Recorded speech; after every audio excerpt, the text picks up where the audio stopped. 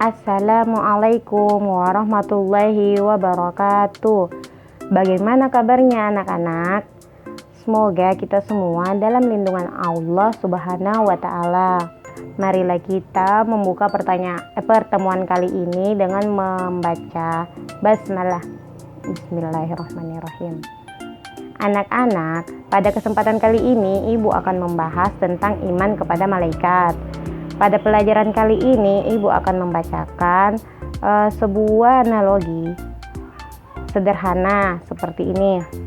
Bagaimana jika kita berada di suatu ruangan yang terdapat CCTV?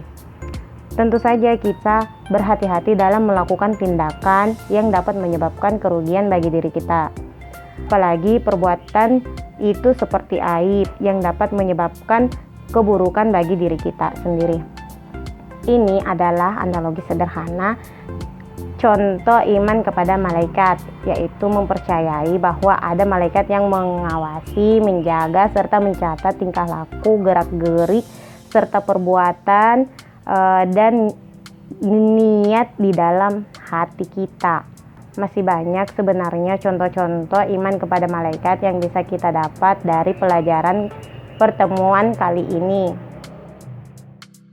Jadi, pada pertemuan kali ini kita akan berbicara tentang yang pertama, pengertian iman kepada malaikat, yang kedua, hukum iman kepada malaikat, yang ketiga, dalil-dalil tentang beriman kepada malaikat, dan yang keempat, perbedaan malaikat, manusia, dan jin. Yang pertama, pengertian iman kepada malaikat. Apa itu iman dan apa itu malaikat? Kita akan membahas dulu pengertian iman. Apa itu iman? Jadi, pada dasarnya, iman itu adalah keyakinan yang kuat yang mengakar dengan tulus di dalam hati, bukan di dalam otak. Jadi, kita meyakini sesuatu di dalam hati, bukan melalui logika. Nah, keyakinan ini kemudian kita ikrarkan, harus kita sampaikan dengan lisan kita bahwa saya meyakini sesuatu. Setelah kita meyakini sesuatu, maka kita buktikan dengan perbuatan kita apakah betul kita meyakini sesuatu itu. Selanjutnya, apa itu malaikat? Jadi, secara bahasa, malaikat berasal dari bahasa Arab, yaitu malaika. Malaika itu adalah bentuk jamak plural dari kata malak. Kata dasarnya la'akah, menyampaikan sesuatu. Jadi pada dasarnya malaikat itu diciptakan untuk menyampaikan sesuatu atau membawa misi tertentu yang diperintahkan oleh Allah Subhanahu wa Ta'ala. Secara istilah, malaikat itu adalah makhluk gaib yang diciptakan Allah dari cahaya sebagai utusan untuk mengerjakan tugas tertentu yang selalu taat, tunduk, dan patuh, serta tidak pernah membangkang terhadap perintah Allah Subhanahu wa Ta'ala. Hukum beriman kepada malaikat. Hukum beriman kepada malaikat itu wajib ain atau fardu ain, kewajiban yang mengikat setiap individu. Setiap dari kita itu wajib mengimani, wajib mempercayai malaikat sebagaimana kita percaya kepada Allah Subhanahu wa Ta'ala, percaya kepada kitab-kitabnya, percaya kepada nabi dan rasul, percaya kepada hari kiamat, dan percaya kepada qada dan qadar.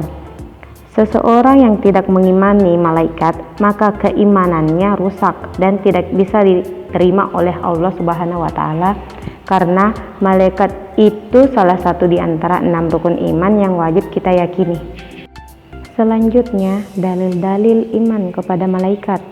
Anak-anakku sekalian, ada banyak sekali dalil-dalil di dalam Al-Quran dan hadis Rasulullah SAW yang menjelaskan tentang iman kepada malaikat.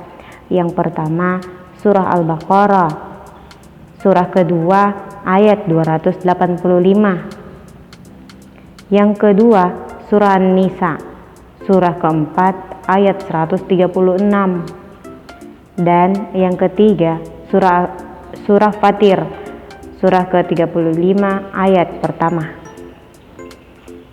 Kemudian adapun hadisnya, hadis yang diriwayatkan oleh Al-Bukhari dan Muslim, yaitu sebagai berikut. Hadis yang diriwayatkan Al-Bukhari, yakni, dan hadis yang diriwayatkan oleh Muslim. Selanjutnya, perbedaan malaikat, manusia, dan jin. Kita akan mempelajari tentang apa perbedaan malaikat, manusia, dan jin, tiga makhluk Allah Subhanahu wa Ta'ala. Perhatikan tabel berikut ini. Pada tabel di atas terdapat perbedaan antara malaikat, manusia, dan jin pada sikap dan sifatnya, kemudian ketaatannya kepada Allah, kemudian memiliki akal yang statis dan dinamis. Baiklah, adapun tugas yang Ibu berikan untuk pertemuan kali ini yakni yang pertama, silahkan menuliskan rumusan yang anak-anakku pahami tentang apa itu iman kepada malaikat. Yang kedua, tuliskan makna dari 3 ayat atau dalil iman kepada malaikat yang telah Ibu paparkan di atas.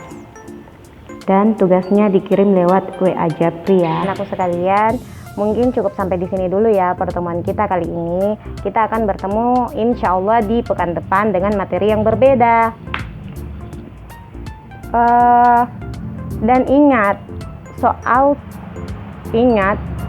dua tugas yang Ibu berikan tadi harap dikirim lewat WA Japri. Dan jika ada ananda yang ingin bertanya, silahkan kirim komentar atau bertanya pada kolom komentar di bawah ya. Dan mungkin sampai di situ dulu ya pertemuan kita kali ini. Semoga Allah melindungi. Kita tutup pertemuan kali ini dengan mengucapkan hamdalah. Alhamdulillahirabbil alamin. Assalamualaikum warahmatullahi wabarakatuh.